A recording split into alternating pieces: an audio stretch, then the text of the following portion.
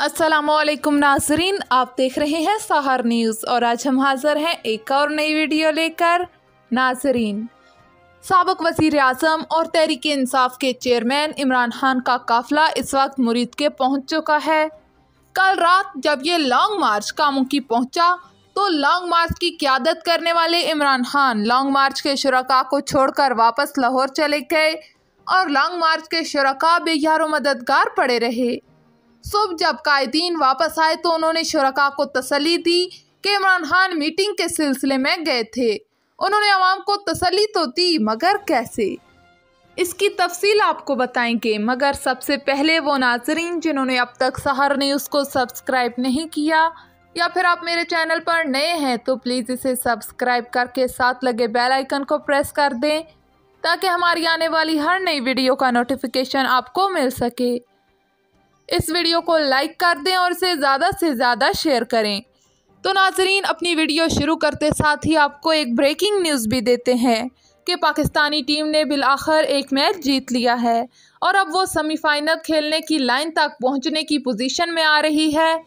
आपको एक और खबर दें, वज़ारत दाखिला ने एक मैसेज शेयर किया है जिसमें उन्होंने कहा कि वालिदैन अपने बच्चों और नौजवानों को ऐसी सरगर्मियों से दूर रखें। रियासत मुल्क के अवाम की हर मुश्किल घड़ी में खिदमत कर रही है। इस वक्त हमें इत्तेहाद की ज़रूरत है, ना कि इंतशार की। उन्होंने अवाम से कहा कि वो खुद फैसला करें कि क्या मुल्क इस इंतशार का मुतहम्मल हो सकता है। इसी के साथ ही आपको बताएं कि लॉन्ग मार्च मुरीद के पहुंच चुका है। लॉन्ग मार्च के इस मरहले में भी इमरान खान अदारों पर सख्त ज़ुबान इस्तेमाल करते हुए आगे बढ़ रहे हैं। नाजरीन, एहतजाज करना हर किसी का हक है, मगर इदारों की तौहीन करना समझ से बालातर है।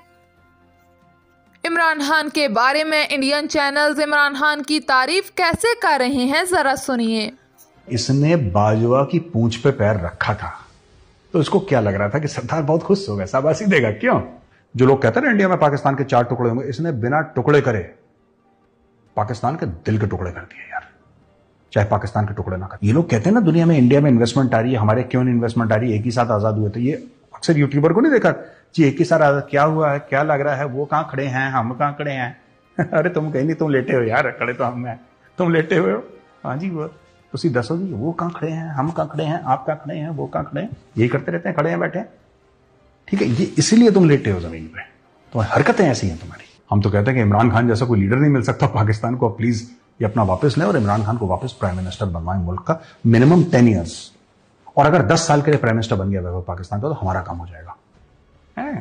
जो आपने ट्वीट करा था ना, फॉर एवरी नूरी नथ there is a Maula Jatt, है ना। पाकिस्तानी ज्यादा रेफरेंस समझ पाएंगे ये, जो इंडियंस को नहीं पता। बड़ी फेमस मूवी है मौला जट, अभी उसकी आई है the legend of Maula Jatt, नई वाली। खैर, मैं ये कहना चाहता हूं कि यार बाजवा को इन्होंने धक्का दिया, जिसको कहते हैं 100 सुनार की एक लोहार की। इन्होंने खूब बाजवा को जानवर है, न्यूट्रल तो जानवर होता है, ये वो खूब इन्होंने गाली दी। बाजवा ने बस एक इशारा करा, ये 5 साल के रह गया। अब ये कोर्ट में जाएगा और कोर्ट में जो जज बैठा है उसको भी बाजवा का कॉल जाएगा। ये होगा, इस्लामाबाद हाईकोर्ट की बात कर रहे हैं ये लोग, जितने भी जुल्फी बुखारी को ले लीजिए और डब्बू जी हमारे फवाद चौधरी, डब्बू जी भी यही कह रहे हैं कि हम जाएंगे।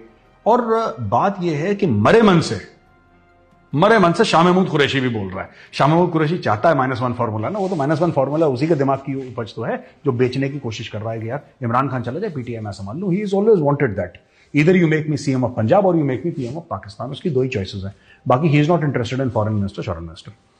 तो इमरान खान को सिर्फ ये कहता था कि अगर तुम, ठीक है, अगर तुम वो घड़ी का लोचा नहीं करते तो ये घड़ी नहीं आती। साफ सीधी बात, वो घड़ी तुमने बेची तो ये घड़ी तुम्हारे जीवन में आई। ठीक है, घड़ी माइनस घड़ी इज इक्वल टू घड़ी।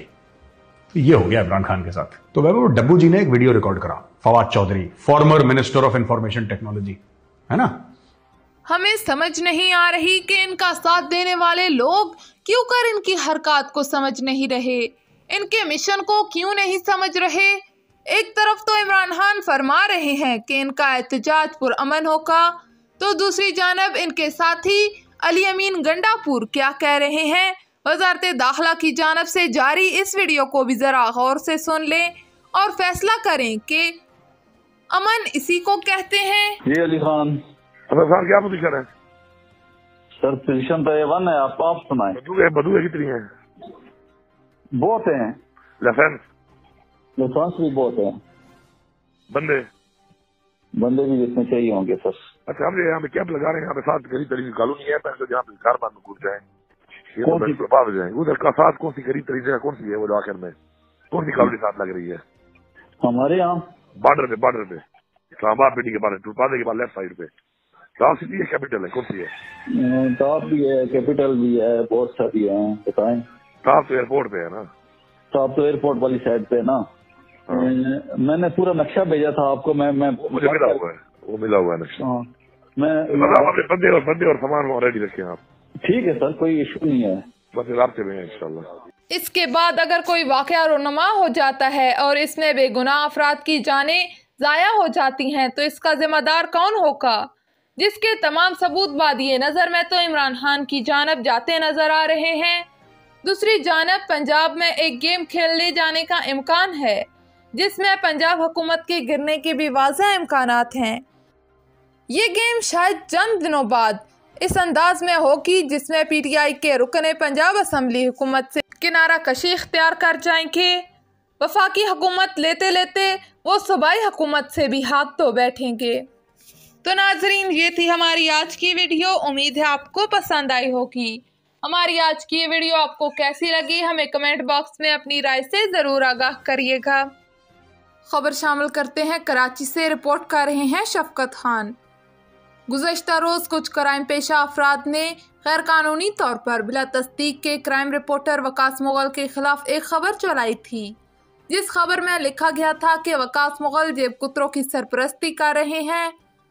वो खबर बेबुनियाद और मनगढ़ंत कहानी है।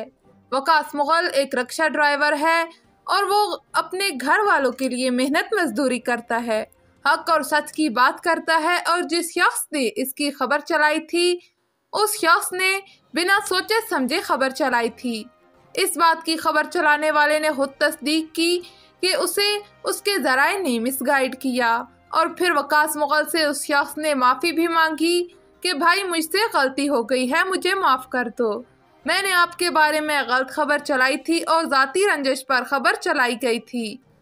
इसमें इस बात की ये भी तस्दीक है।